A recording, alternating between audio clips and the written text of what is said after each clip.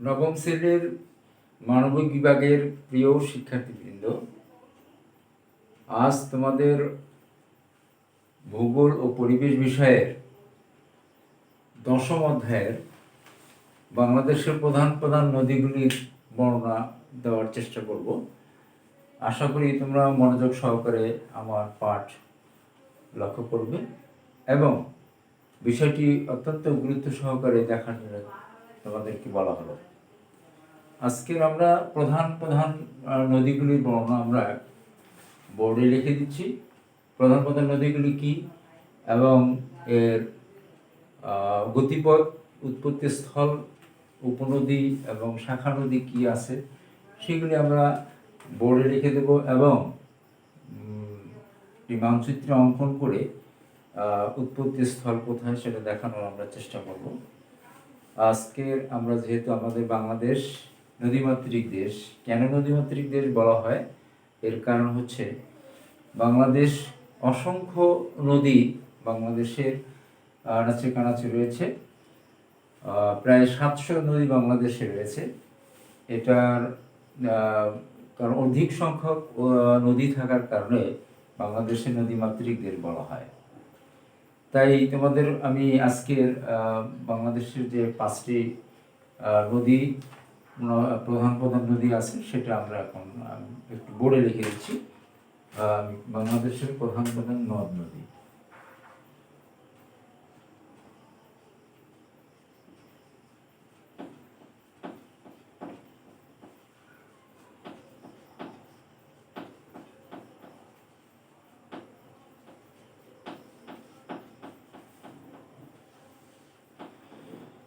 বাংলাদেশের প্রধান নদ নদী আজকের আমরা এটা আমাদের আজকের পাঠ।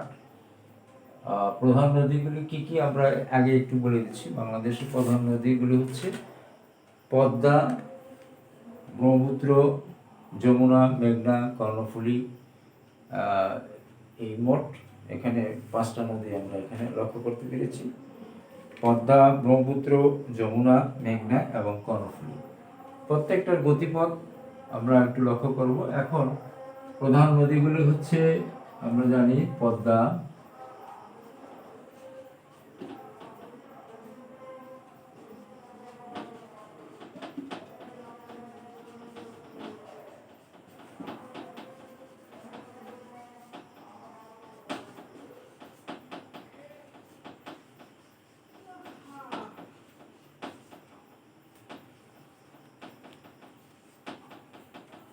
বাংলাদেশের প্রধান নদীগুলি এখানে আমরা দেখলাম পদ্মা, মেঘনা, যমুনা, ব্রহ্মপুত্র ও কর্ণফুলী।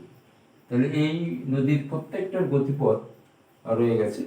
আমরা প্রথমে পদ্মা নদীর গতিপথ এবং উৎপত্তি স্থল এগুলি বর্ণনা করার চেষ্টা করব।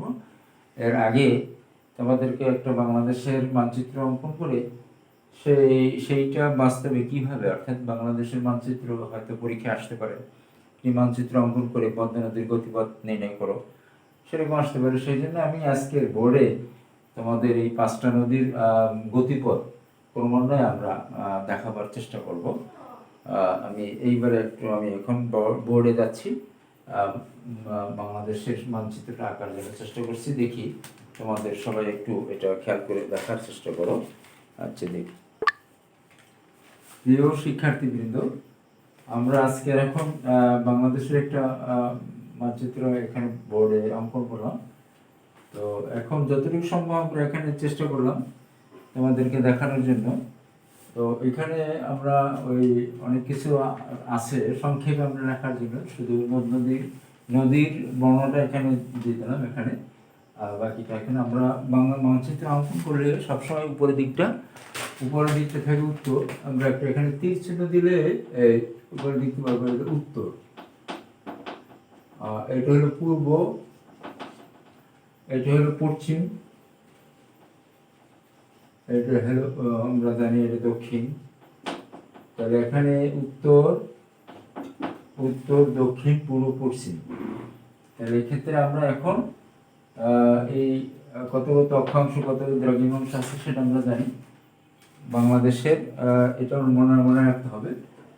অক্ষরেখা এখানে কত 21 ডিগ্রি উত্তর অক্ষরেখা থেকে 26 ডিগ্রি উত্তর অক্ষরেখা পর্যন্ত, এটা আরও কিছু ভগ্নাংশ আছে। 21 ডিগ্রি 34 মিনিট উত্তর অক্ষরেখা থেকে 26 ডিগ্রি 38 মিনিট উত্তর অক্ষরেখা পর্যন্ত বিস্তৃত। দ্রাঘিমা হচ্ছে আর 88 ডিগ্রি পূর্ব দ্রাঘিমা, 88 ডিগ্রি 1 মিনিট পূর্ব দ্রাঘিমা থেকে 92 ডিগ্রি 41 মিনিট পূর্ব দ্রাঘিমা পর্যন্ত বিস্তৃত। তাহলে এখন এইটা দ্রাঘিমা, এটা অক্ষাংশ। এটা সমস্ত ক্ষেত্রে যখন মানচিত্র আমরা আঁকবো, মানচিত্র আঁকতে গেলেই এই অক্ষাংশ দ্রাঘিমা সেগুলো রাখবে, এবং পূর্ব পশ্চিম কোনটা সেটা আমরা খেয়াল করার চেষ্টা করবো। তবে আমরা এখন একটু দেখছি যে বাংলাদেশের প্রধান প্রধান নদীগুলি তো 5টা আছে, আমি বর্ণনা করলাম।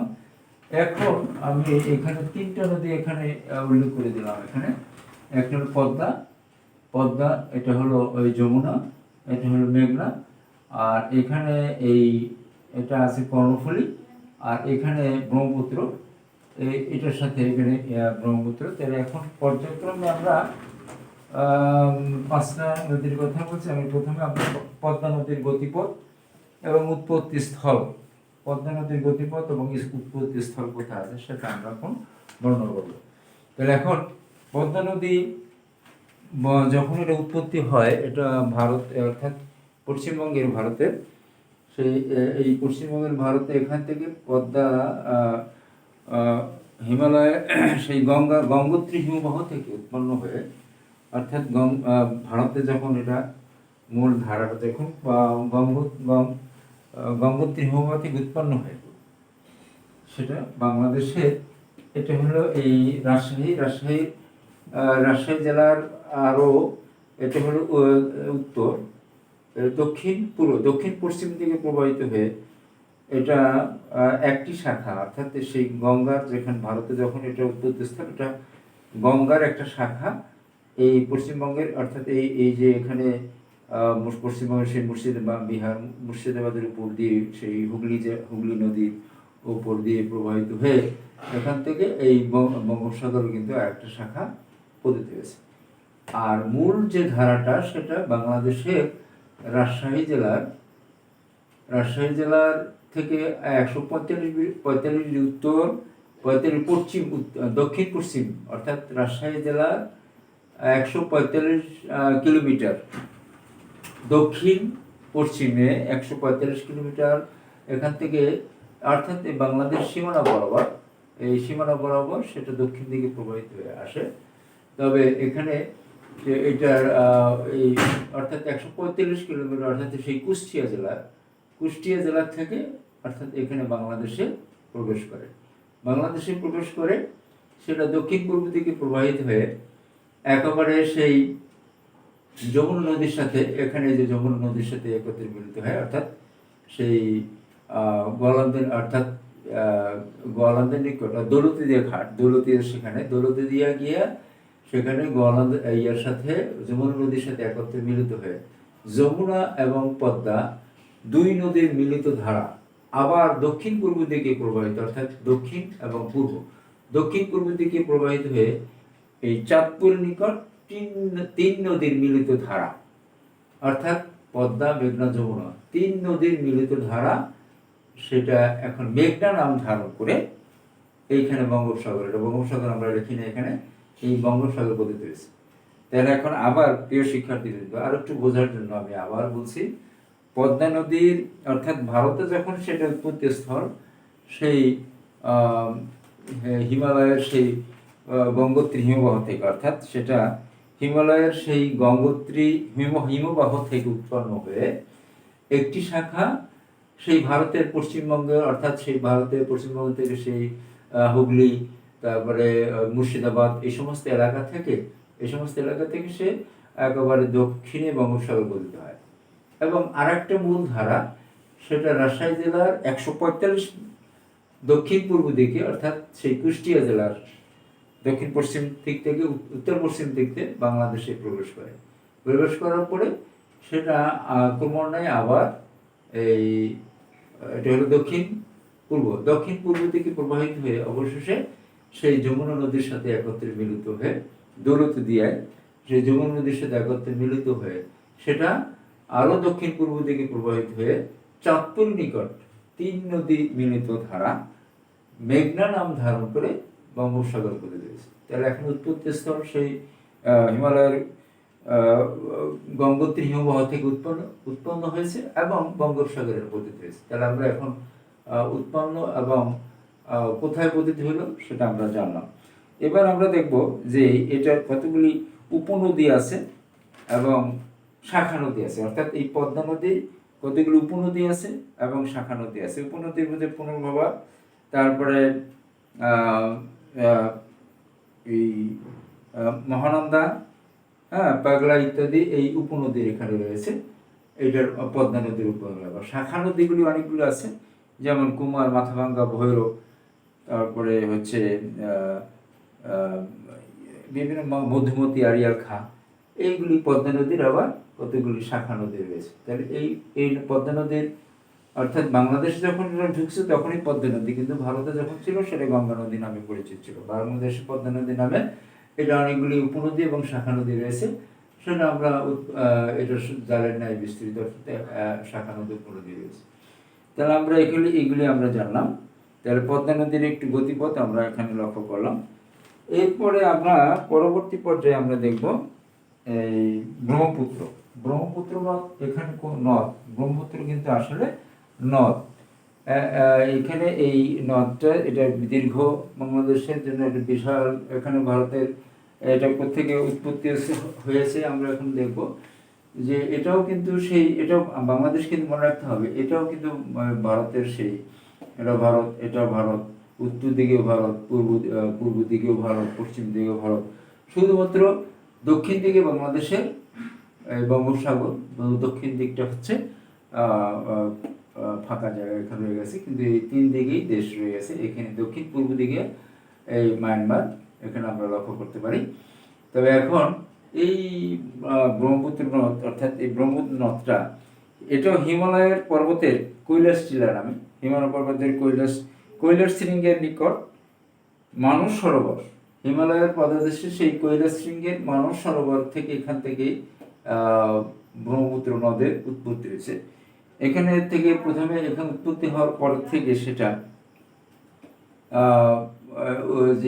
সেই তিব্বতের উপর দিয়ে, আসামের উপর দিয়ে প্রবাহিত হয়ে বাংলাদেশের কুড়িগ্রাম, বাংলাদেশের সেই কুড়িগ্রামের থেকে এই বাংলাদেশে এটা দক্ষিণ পূর্ব দিকে প্রবাহিত হয়ে অবশেষে মেঘনার সাথে এটা মিলিত হয়েছে। মেঘনার সাথে মিলিত হয়ে আরও দক্ষিণ পূর্ব দিকে প্রবাহিত হয়ে চাঁদপুর নিকট মিলিত হয়ে এটাও ওই তিন নদীর মিলিত দ্বারা এখানে বঙ্গোপসাগর পরিচিত হয়েছে। তাহলে আমরা এটার সাথে মেঘনার সাথে এই যমুনা নদী, এটা মেঘনার সাথে মিলিত হয়ে এটা বঙ্গোপসাগর পরিচিত হয়েছে। এটার কিছু আবার উপনদী এবং শাখা নদী রয়েছে। যে ব্রহ্মপুত্রের ধরলা, তিস্তা, এটার উপনদীগুলো হচ্ছে এটা ধরলা এবং তিস্তায় কতগুলো উপনদী রয়েছে, এবং এর কতগুলি শাখা নদী রয়েছে, সেটা হলো বংশী আর শীতলক্ষা। আমাদের নারায়ণগঞ্জ হাই স্কুল, ঐতিহ্যবাহী নারায়ণগঞ্জ হাই স্কুল শীতলক্ষা নদীর তীরে অবস্থিত। অবশ্যই আমাদের জানতে হবে যে এটা কোন নদীর শাখা নদী। যদি প্রশ্ন আসে বা শীতলক্ষা নদী কোন নদীর শাখা নদী, তাহলে উত্তর হবে ব্রহ্মপুত্র নদের, সেই ব্রহ্মপুত্র নদের শাখা নদী হিসাবে আমরা সেই বংশী এবং যে শীতলক্ষা নদী আমরা জানব। তাহলে এখন ব্রহ্মপুত্রটা হচ্ছে এই শীতলক্ষা নদী, ব্রহ্মপুত্রের শীতলক্ষার সেই শাখা নদী, এখানে আমরা জানবো। এরপরে আমরা এটা তো গেলই, এইটা গেল আমাদের এই ব্রহ্মপুত্র পাড়লাম। আমরা এখানে পদ্মা নদী এবং ব্রহ্মপুত্র দুইটার গতিপথ বর্ণনা করলাম। এবার আসবো আমরা যমুনা নদী। যমুনা নদীর উৎপত্তি স্থল কোথায়? যমুনা নদীর, এটা আমরা জানি এখানে লেখা আছে, যমুনা নদীর উৎপত্তি স্থল হলো সেই এটা হলো মানস সরোবর, এখানে ওই হিমালয়ের পাদদেশে। যমুনা নদী হলো ময়মনসিংহের দেওয়ানগঞ্জের নিকট। যমুনা নদীটা হচ্ছে বাংলাদেশের এই ভিতরেই যখন ঢুকলো, সেই যমুনা নদীর ময়মনসিংহের সেই দেওয়ানগঞ্জের নিকট, এইটা বাংলাদেশ দক্ষিণ পূর্ব দিকে এটাও প্রবাহিত হয়েছে। এটা প্রবাহিত হয়ে কিছু উপনদী এবং শাখা নদী আছে, করতা এবং আত্রাই। যমুনা নদীর কতগুলো উপনদী আছে? করতা এবং আত্রাই, এবং ধলেশ্বরী এবং বুড়িগঙ্গা। ধলেশ্বরী হলো যমুনা নদীর, ধলেশ্বরী হলো শাখা নদী, এবং ধলেশ্বরীর আবার শাখা নদী হচ্ছে বুড়িগঙ্গা। তাহলে আমরা এই বুড়িগঙ্গার উন্নতি শাখা নদী সেটা আমরা জানলাম, সংক্ষেপে কিছু প্রশ্ন অবজেক্টিভ প্রশ্ন থাকতে পারে সেটা আমরা জানলাম। তাহলে এই মানচিত্র সহ যদি আমরা পড়ি তাহলে সহজে সেটা মনে থাকবে। আচ্ছা, গেল। এরপর আসতেছে মেঘনা। মেঘনা নদী হলো সেই আসামের বরাক নদীর, সেই আসামের মেঘনা নদীটা হচ্ছে এই আসামের বরাক নদীর সেই বরাক নদীর এই অর্থাৎ নাগামণিপুরী, সেখান থেকে এটা উৎপত্তিস্থল। এবং এটার কতগুলি আবার উপনদী আছে, মনু এবং এবং বাউলাই। এরপরে এটা কত তিস্তা এবং গোমতী। তিস্তা গোমতী এই মেঘনা নদীর কিছু উপনদী এখানে রয়ে গেছে, আমরা জানবো। তাহলে এইটাই হলো উপনদী। এটাও এই মেঘনা নদীর এই একই অবস্থায়, পদ্মা মেঘনা যমুনা একত্রে মিলিত হয়ে চাঁদপুর নিকট, এটাও বঙ্গোপসাগরে পতিত হয়েছে। এরপর আসতেছে আমাদের আরেকটা নদী হলো কর্ণফুলী নদী। এটা ব্যতিক্রম। এখানে কর্ণফুলী নদীটা হলো আসামের লুসাই পাহাড়। সেই আসামের এখানে আসামের লুসাই পাহাড় এখান থেকে বাংলাদেশে এটার মধ্যে প্রবেশ করে, অর্থাৎ সেই পার্বত্য চট্টগ্রাম, অর্থাৎ এই চট্টগ্রাম পার্বত্য চট্টগ্রাম এলাকার মধ্যে এটা হচ্ছে বান্দরবান, রাঙামাটি, খাগড়াছড়ি। ছেলে রাঙামাটির এই অঞ্চল এখান থেকে আসছে, এখান থেকে সেই এই কর্ণফুলী নদীটা সাধারণত আসামের সেই লুসাই পাহাড় থেকে এইখান থেকে বাংলাদেশে প্রবেশ করে, করার পরে চট্টগ্রাম কিছু অংশ এবং রাঙামাটি অংশ হয়ে এটা অবশেষে বঙ্গোপসাগরে পতিত হয়েছে। তাহলে এখন দেখা যাচ্ছে যে সব নদীগুলোই উত্তর দিক থেকে বাংলাদেশে প্রবেশ করেছে এবং ক্রমান্বয়ে সবগুলোই দক্ষিণ বঙ্গোপসাগর পতিত হয়েছে। তাহলে এখন দেখা যাচ্ছে যে বাংলাদেশের সব নদীগুলি সাথে দক্ষিণমুখী হওয়ার কারণ হচ্ছে এইখান থেকে বাংলাদেশের নদীর শুরু ভরাট হয়ে যাচ্ছে এবং সেটা পলিমাটি, অর্থাৎ উত্তর দিক থেকে যে পলিমাটিগুলি বহন করে আনে সেটা সবই বাংলাদেশের নদীগুলি সাধারণত সেই ভরাট হয়ে যায় এবং নাব্যতা হারায়। অর্থাৎ সেই নাব্যতা মানে সেখানে নৌ চলাচল অযোগ্য হয়ে যায়। সেই জন্য আমরা দেখি যে এই বাংলাদেশ অবস্থা এবং পানি সব, অর্থাৎ অতিবৃষ্টি যে পানিগুলি জমার ওই উত্তর ভারতের সেই বিভিন্ন জায়গা থেকে যে আসামের বিভিন্ন পানি, সেটা যখন পাহাড়ের ঢল এদিকে যখন আর বাংলাদেশের উপর দিয়ে আসে, তখন এইখানে বাংলাদেশের পানি যেহেতু নাব্যতা হারায়, অর্থাৎ সেই পলিমাটি পড়ে এটা নদী ভরাট হয়ে যায়। সেই ভরাট হয়ে যাওয়ার কারণে দেখা যাচ্ছে যে বাংলাদেশের নদীর অবস্থাটা অন্যরকম হয়ে যায় এবং পানি বহন করার ক্ষমতা থাকে না, যার ফলে অধিকাংশ পানি এখানে বন্যার সৃষ্টি হয়। এটা একটা বিরাট সমস্যা, বাংলাদেশের জন্য একটা বিরাট সমস্যার কারণ। তো যাই হোক, আমরা নদীগুলি একটু বর্ণনা দেওয়ার চেষ্টা করলাম এবং আমাদের শেষে কেন নদীগুলি নাব্যতা হারায়, কি কারণে হারায়, সেটা আমরা লক্ষ্য করলাম। এখন এরকম বাংলাদেশের একটা মানচিত্র অঙ্কন আমি যতটুকু সম্ভব আঁকার চেষ্টা করলাম।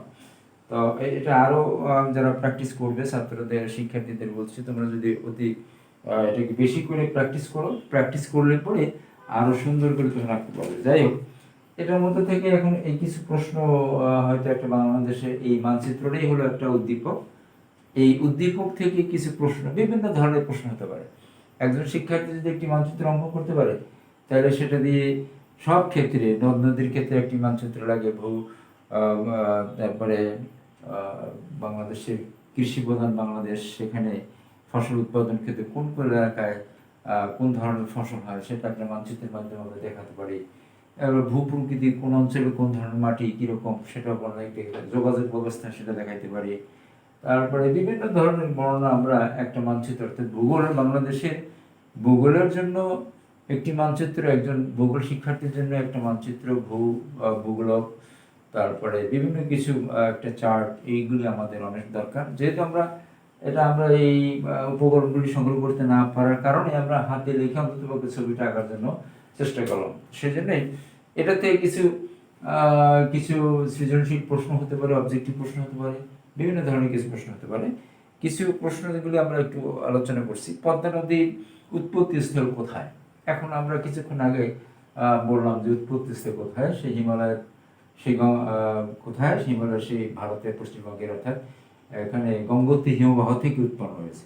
তাহলে এখন উত্তর হবে গঙ্গোত্রী হিমবাহ থেকে পদ্মা নদীর উৎপত্তি স্থল। এই হলো প্রথম প্রশ্ন, ক জ্ঞানমূলক প্রশ্নের উত্তর। ঘ বাংলাদেশের নদীগুলো পানি ধারণ ক্ষমতা দিন দিন কমে যাচ্ছে কেন?